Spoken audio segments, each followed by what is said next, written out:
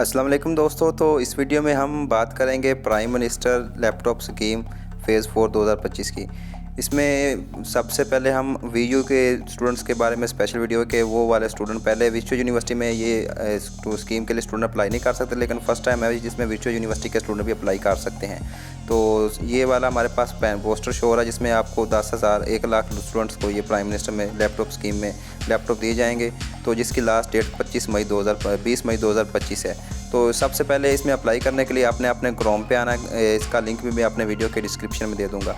तो क्रोम पे अगर आपको वीडियो में डिस्क्रिप्शन में लिंक नहीं मिलता तो आपने सिंपल यहाँ पे लिखना है prime minister laptop scheme 2025 phase 4। तो जैसे आप ये लिखते हैं तो आपके सामने कुछ मतलब ऐसे शो हो जाता है। तो यहाँ पे एक डिजिटल हब के नाम से एक वेबसाइट आपको यहाँ पे ऐसे शो होगी। तो इस वेबसाइट पे आपने क्या करना है, यहाँ पे लिखा है प्राइम मिनिस्टर लैपटॉप स्कीम, इस पर क्लिक कर देना है। तो जैसे इस पर क्लिक करते हैं तो हमारे पास कुछ ऐसा इंटरफेस शो हो जाएगा जिसमें लिखा हुआ है कुछ इंस्ट्रक्शंस हैं।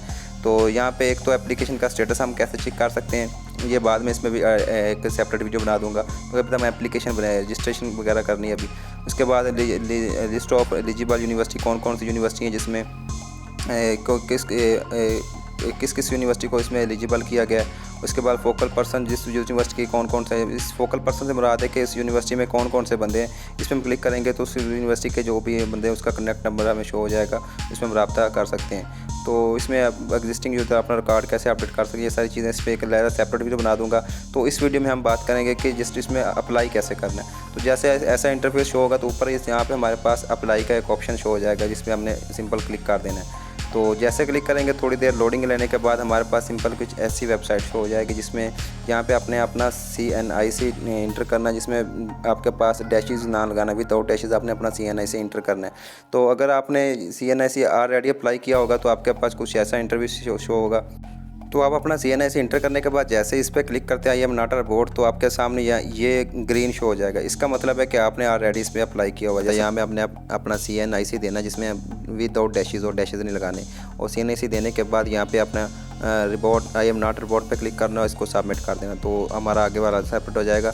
लेकिन एक चीज़ इसमें ख्याल रखना कि इसमें अगर जो फ़ेज़ 1 फ़ेज़ 2 और फ़ेज़ 3 जो स्टूडेंट है वो ऑलरेडी जिन्होंने कोई लैपटॉप स्कीम में पहले अप्लाई किया था, ये लैपटॉप नहीं मिला, जिन्होंने पहले लैपटॉप लिए हैं ये उनके लिए एग्जिस्टिंग यूज़र में आ जाते हैं वो। तो उनके लिए एक मैं सेपरेट लेता वीडियो बना दूंगा, वो इससे कैसा बेनिफिट हासिल कर सकते हैं। लेकिन जो न्यू यूज़र हैं जिन्होंने पहले कभी कोई लैपटॉप स्कीम में कोई कुछ नहीं अप्लाई किया, ये जस्ट उनके लिए वीडियो है। बाकी एग्जिस्टिंग यूज़र के लिए नेक्स्ट वीडियो में समझाऊंगा उन्होंने क्या करना है। तो सबसे पहले हम इधर अपना CNIC इंटर कर लेते हैं। तो जैसे CNIC इंटर करने के बाद I am not a report पे क्लिक करना है। आई एम नॉट हुई है, कुछ थोड़ी देर के बाद यहाँ पे आएगा। तो यहाँ पे आपके पास नीचे लिखा आ जाएगा वायलेट। इसका क्या मतलब है, ये इस CNIC से मैंने पहले कोई अप्लाई वगैरह स्टूडेंट ने नहीं किया। तो अगर आप एग्जिस्टिंग यूज़र होंगे तो आपके यहाँ पे ग्रीन लाइन की एक पट्टी शो होगी, इस पर लिखा होगा कि आप एग्जिस्टिंग यूज़र ये वो। तो उसके लिए एक सेपरेट वीडियो में तो समझाऊंगा आपको। तो आपने इसको सबमिट करना है। सबमिट करने के बाद एक आधे मिनट के बाद आपके पास कुछ ऐसी टर्म एंड कंडीशन आएंगी, इसमें इंस्ट्रक्शन लिखी होंगी, इसको आपने एक दफ़ा खुद भी रीड कर लेना है। तो ये कुछ इंस्ट्रक्शन है जिसमें आपने एक दफ़ा रीड कर लेना है। जिस पर स्टैरिक का बटन होगा, जिसके साथ स्टैरिक लगा होगा, वो आपने लाजमी फिल करना है। उसके बाद ये अपना CNIC ईमेल वगैरह सारी चीज़ें अपने ओरिजिनल साथ देनी है, मतलब जो आपका नाम CNIC पे वही आपका उधर फुट करना है, एक्स्ट्रा नहीं देना, जैसे कि अपने मर्ज़ी से अपने नाम के आगे कुछ नहीं डालना। और इसके बाद ये बाकी आपने एक दफ़ा रीड आउट कर लेना, इंपॉर्टेंट इंस्ट्रक्शन है। ये सारा रीड आउट करने के बाद आपने एक्सेप्ट टर्म एंड कंडीशन पर क्लिक करना है। तो आपके सामने एक रजिस्ट्रेशन फॉर्म ओपन हो जाएगा। तो इस फॉर्म पे सिंपल आपने अपने इंफॉर्मेशन देनी, बेसिक इंफॉर्मेशन देनी। ऊपर आप हमारा CNIC शो हो रहा है, तो यहाँ पे अपना फुल नेम देना जो हमारे CNIC पे लिखा हुआ है। आगे फादर नेम देना, आगे डेट ऑफ बर्थ देनी है, आगे जेंडर लिखना है, आगे परमानेंट एड्रेस देना है। परमानेंट एड्रेस आपने CNIC पे देख लेना है। और इसके बाद डोमिसाइल आपका किस डिवीज़न से बना हुआ है, सॉरी किस ज़िले किस डिस्ट्रिक्ट के आप फाल करते हैं। उसके बाद आपने एम्प्लॉय स्टेटस, अगर आप किसी पे काम करते हैं या नहीं। उसके बाद अगर आप डिसेबल हैं तो वही आपने आगे लिख देना है। अगर आपके उसके बाद इससे पहले कोई लैपटॉप आपने पहले लिया हुआ है या नहीं लिया, इसके आगे भी आपने क्लिक कर देना। तो ये जल्दी से मैं अपनी सारी इन्फॉर्मेशन फिल कर लेता हूँ।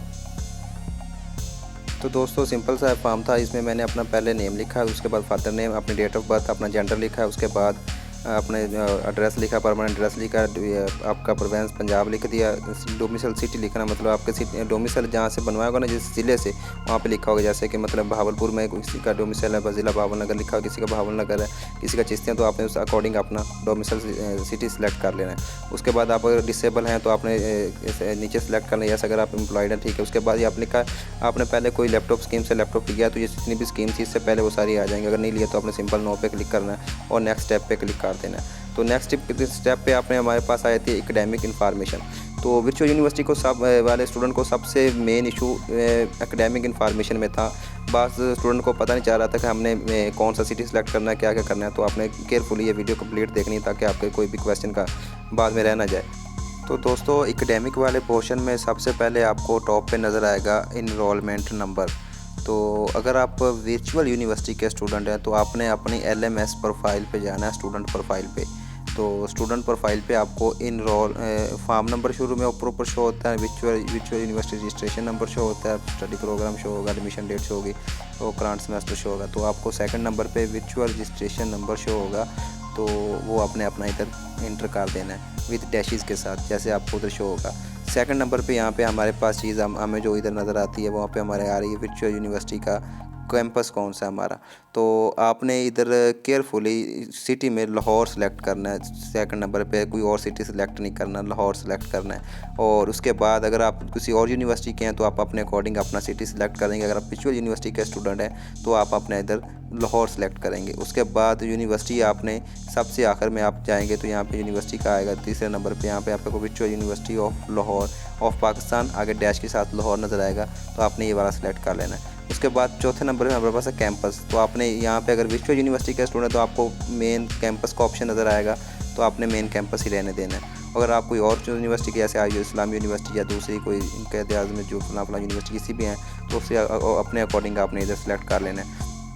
तो उसके बाद आगे आपका कोई भी सब्जेक्ट कौन सा, डिपार्टमेंट कौन सा, आपने BS इंग्लिश किया है, BS उर्दू है, पाक स्टडी है, तो अपने अकॉर्डिंग यहाँ पे सेलेक्ट कर लेना है। डिग्री लेवल पे हमारे पास आ जाएगा कि आप बैचलर कर रहे हैं या क्या कर रहे हैं। अगर आप बैचलर कर रहे हैं यहाँ पे बैचलर और मास्टर 16 ईयर का आपने सेलेक्ट कर लेना है वर्चुअल यूनिवर्सिटी के जो 8 सेमेस्टर के स्टूडेंट के लिए। और BS का मतलब है BS प्रोग्राम ऑन्स में ये सारे जितने भी प्रोग्राम होते हैं जिसमें कंप्यूटर साइंस, इंग्लिश, पाक स्टडी, जितने भी प्रोग्राम BS होते हैं वो सारे ऑन्स में आ जाते हैं। तो आपने यहाँ पे BS ऑन सेलेक्ट ही रहने देना है और कोई और सेलेक्ट नहीं करना अगर आप BS के स्टूडेंट हैं। अगर आप कोई और MPhil या कुछ और करें तो उसके अकॉर्डिंग आपने इधर चेंज कर लेना है। उसके बाद आ गया ड्यूरेशन। तो ऑटोमेटिकली आपका 4 साल यहाँ पे लॉक रहेगा, इसको आप नहीं छेड़ेंगे, आप ऊपर आप BS ऑन सेलेक्ट करेंगे। तो उसके बाद यहाँ पे आ जाता है हमारे पास नीचे आता है date of admission in current degree. तो आपने जब अपनी एडमिशन डेट आपको वहाँ पे प्रोफाइल ID में LMS पे नज़र आएगी, स्टूडेंट प्रोफाइल ID में आप जाएंगे तो वहाँ पे आपको नीचे नज़र आ जाएगा एडमिशन डेट। तो आपने यहाँ पे अपनी बाय 1 तारीख बाय डिफ़ॉल्ट आ जाएगी। उसके बाद फरवरी जो भी आपने महीने में एडमिशन लिया और किस साल में लिया आपके पास यहाँ पे शो हो जाएगा, ये आपने सेलेक्ट कर लेना। उसके बाद यहाँ पे हमारा पता है कंप्लीशन डेट, ऑटोमेटिकली ये फिल हो जाएगी जब आप इंटर डेट सेलेक्ट करेंगे। उसके बाद आप हमारे पास आया था सेमेस्टर सिस्टम या आप एनुअल सिस्टम में एग्जाम दे रहे हैं। सेमेस्टर सिस्टम में दे रहे हैं तो आपके पास यहाँ पे सेमेस्टर सिस्टम क्लिक करना है, अगर एनुअल सिस्टम में दे रहे हैं तो आपने एनुअल सिस्टम क्लिक करना है। और आपका यहाँ पे इसके बाद आता है अगर 30 मार्च से पहले आपका जो सेमेस्टर एंड हो चुका है उस सेमेस्टर आपने यहाँ पे मतलब अगर आप लेट्स सपोज मैं 3rd सेमेस्टर में हूँ तो मेरा 30 मार्च से पहले दूसरा सेमेस्टर कंप्लीट हो चुका है, तो मैंने यहाँ पे अपना 2nd सेमेस्टर क्लिक कर लिया। तो यहाँ पे स्टडी ऑफ ईयर ऑटोमेटिकली मेरा पहला साल चल रहा है। अगर यहाँ पे मैं ऊपर आप बाय डिफ़ॉल्ट ही अपने आप ही आ जाएगा फर्स्ट ईयर। अगर मैं ऊपर वहाँ पे 4th सेमेस्टर या 3rd सेमेस्टर करता हूँ तो यहाँ पे मेरा ये 2nd ईयर चल रहा है यूनिवर्सिटी का, तो ये आप बाय डिफ़ॉल्ट अपने आप ही आ जाएगा। तो इस सेक्शन के बाद यहाँ पे मोस्ट इंपॉर्टेंट सेक्शन शुरू हो जाता है जिसमें अक्सर स्टूडेंट को कन्फ्यूज़न होती है मार्क्स डिटेल का। तो ये वाला आपने ध्यान से सुनना है। यहाँ पे पहले आपको हमारे पास पोर्शन आ जाता है जिसमें हमारे पास लिखा हुआ है कि परसेंटेज ऑफ HSSC या इक्विवेलेंट इसकी एजुकेशन, मतलब आपने अपने इंटरमीडिएट की यहाँ पे नीचे रेड लाइन में लिखा हुआ है 12वीं क्लास में आपने जितने मार्क्स लिए हैं उसकी आपने इधर परसेंटेज लिखनी है। तो कुछ स्टूडेंट को परसेंटेज निकालनी नहीं आती। लेट्स सपोज मैंने यहाँ पे 912 नंबर लिए हैं, तो मैं क्या करूँगा इधर अपने आके जैसे कि मेरे 912 मार्क्स हैं और टोटल मार्क्स कितने थे डिवाइडेड बाय टोटल 1100 थे और इसको 100 से मल्टीप्लाई करूँगा तो ये मेरी 82.90 आ गई मेरी परसेंटेज। तो इस तरह आपने अपने मार्क्स की परसेंटेज निकाल के 82.90 आपने इधर परसेंटेज आपने इंटर कर देनी है। तो ये एक सेक्शन होगा। नेक्स्ट आपके पास ये जो पोर्शन है यहाँ पे आ रहा है ग्रेडिंग सिस्टम। इसका क्या मतलब है, अगर आप फर्स्ट सेमेस्टर के स्टूडेंट हो, अगर मेरा पहला सेमेस्टर, तो मैंने क्या करना है अपना कोई भी यहाँ पे ग्रेडिंग सिस्टम नहीं सिलेक्ट करना, यहाँ पे मैंने CGP सिस्टम नहीं सिलेक्ट करना, यहाँ पे मैंने ग्रेडिंग सिस्टम से सॉरी मैंने अपना परसेंटेज सिस्टम नहीं सिलेक्ट करना। इसका क्या मतलब, क्योंकि हमारे पास मतलब यहाँ पे 2 ऑप्शन हो रहे हैं, CGPA सिस्टम, परसेंटेज सिस्टम। इसका क्या मतलब, अगर मतलब मैंने यहाँ पे CGPA सिस्टम सेलेक्ट किया क्योंकि मेरा 3rd सेमेस्टर है, तो अगर आप पहले सेमेस्टर के स्टूडेंट हो तो आपने यहाँ पे ग्रेडिंग सिस्टम ही रहने देना है, क्योंकि अब आपके पास इस यूनिवर्सिटी का कोई डाटा नहीं है और ना ही आपने पहले यहाँ पे मतलब कोई आपके पास रिजल्ट कार्ड इस यूनिवर्सिटी का, तो आपके पास 12वीं क्लास के नंबर होंगे। तो आपने यहाँ पे परसेंटेज सिस्टम करेंगे तो आपके पास ये पहले अपने आप ही बाय डिफ़ॉल्ट ख़त्म हो जाएगा। नीचे वाले यहाँ पे आके आपने अपना जितने 12वीं में आपके 12th क्लास में जो भी परसेंटेज थी वहाँ पे क्लिक कर देनी। अगर आप 3rd 4th 2nd सेमेस्टर के स्टूडेंट हो तो यहाँ पे अपना CGPA सिस्टम ही रहने देना है। तो ये चीज़ें क्लियरफुली आपने क्लिक करने के बाद यहाँ पे इसको नेक्स्ट स्टेप पे कर देना। तो नेक्स्ट स्टेप में हमारे पास तीसरा पोर्शन आ जाता है। तो 3rd पोर्शन में हमारे पास फर्स्ट था पर्सनल इन्फॉर्मेशन का, 2nd था एकेडमिक इन्फॉर्मेशन का, 3rd था कॉन्टैक्ट वेरिफिकेशन का। इसमें हमारे पास 2 तरह की वेरिफिकेशन, एक हमारा फ़ोन नंबर वेरीफाई करेंगे, दूसरा हमारा ईमेल वेरीफाई करेंगे। तो सबसे पहले आपने अपना इधर अपना फ़ोन नंबर देना, जो भी हमारा आपका फ़ोन नंबर वो देना जो आपके यूज़ में अपने यूज़ में हो। तो फ़ोन नंबर देने के बाद आपने यहाँ पे फ़ोन नंबर पे आपके कुछ वेरीफाई कोड आएगा, तो आपने जल्दी से क्लिक करना है। तो दोस्तों जैसे मैं अपना फ़ोन नंबर इंटर करने के बाद यहाँ पे इंटर वेरिफिकेशन कोड पे क्लिक करता हूँ ना, तो यहाँ पे मेरे पास यहाँ पे आएगा वैलिड फ़ोन नंबर आ जाएगा और उस पर यहाँ पे लिखा होगा सेंड कोड। तो आपने सेंड कोड पे क्लिक कर देना है। तो थोड़ी देर बाद क्या है, कोड सेंड सक्सेसफुली, मेरे नंबर पे SMS पे कोई कोड आया होगा। तो मैं अपने जाके SMS सेक्शन में देखता हूँ, तो वो मैंने यहाँ पर अपना कोड फिल करना है। तो दोस्तों कुछ देर वेट करने के बाद मेरे नंबर पे कोड नहीं रिसीव हुआ, तो इसका मतलब ये मैंने ट्राई किया तो मैं कोड नहीं रिसीव हुआ। तो इसके आपने इसको अभी इसके लिए अभी नीचे आना, यहाँ पे अपना ईमेल सेलेक्ट करना है। यहाँ पे दूसरे नंबर पे लिखा हुआ है ईमेल, तो यहाँ पे अपना मेल देना है। मेल देने के बाद यहाँ पे सेंड कोड का ऑप्शन आपके पास आ जाएगा। तो आप सेंड कोड पे जैसे क्लिक करते हैं तो आपके मेल में कुछ ना कुछ कोड आ जाएगा, मतलब 1 आधे मिनट में फौरी आ जाता है। जैसे ये मेरे पास कोड आ गया, तो इस कोड को आपको क्या करना है, अपने मेल वाले सेक्शन में यहाँ पे आके पुट कर देना। यहाँ पे एक चीज़ लिखा होता है, in case you can request verification code by SMS और email, same code can be use for both fields. मतलब यहाँ पे लिखा अगर आपके पास कोड किसी भी सेक्शन में नहीं आ रहा तो आप एक ही कोड को दोनों सेक्शन में यूज़ कर सकते हो।